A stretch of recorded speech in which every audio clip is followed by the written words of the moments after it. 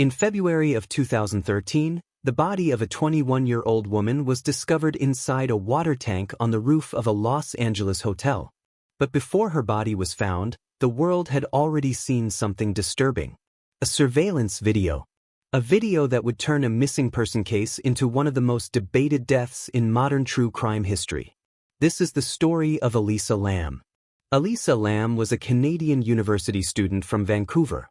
She was intelligent, creative, and deeply reflective. She often wrote online about her struggles with mental health, including bipolar disorder and depression. In early 2013, Elisa decided to travel alone through California. It was meant to be a personal journey, a way to clear her mind and find independence. Her final stop was Los Angeles. On January 26, Elisa checked into the Cecil Hotel, a building with a long and troubling history. Over the years, the hotel had been linked to suicides, violent crimes, and even serial killers. At first, everything seemed normal. Elisa stayed in contact with her family, calling them every day to check in. Then, on January 31st, the calls stopped. Her parents immediately grew worried. Elisa was responsible. She never disappeared without warning.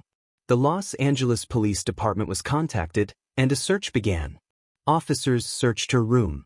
They searched hallways, stairwells, common areas, and even the hotel roof. But Elisa was nowhere to be found.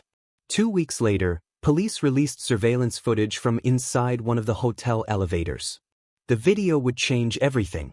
In the footage, Elisa enters the elevator and presses several buttons. She steps in and out repeatedly. She hides in the corner, then leans forward, peeking into the hallway. Her hands move in strange, deliberate gestures, as if she's talking to someone no one else can see. The elevator doors refuse to close. When the video was released online, it went viral almost instantly. Some believed Elisa was being followed. Others claimed she was possessed. Many thought the Cecil Hotel itself was cursed. But investigators later revealed something important. At the time of her disappearance, Elisa was not taking her prescribed medication. Days later, hotel guests began complaining. The water pressure was low. The water looked dark. It tasted strange. A maintenance worker was sent to investigate the rooftop water tanks.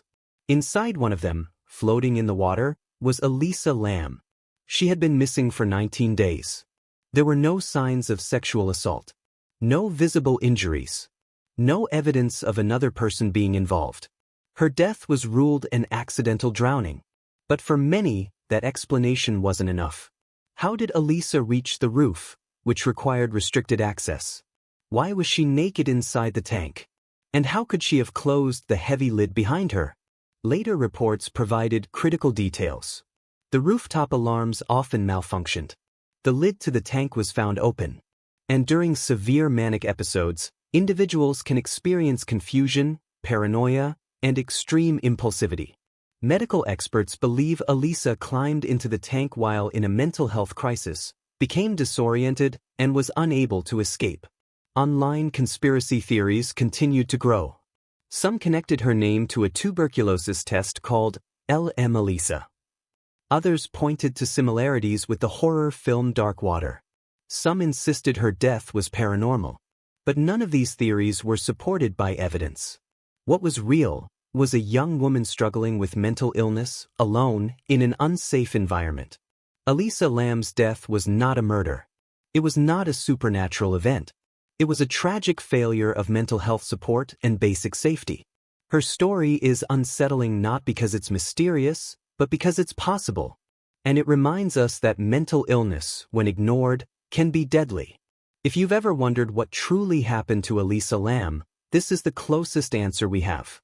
And it's far more heartbreaking than any conspiracy.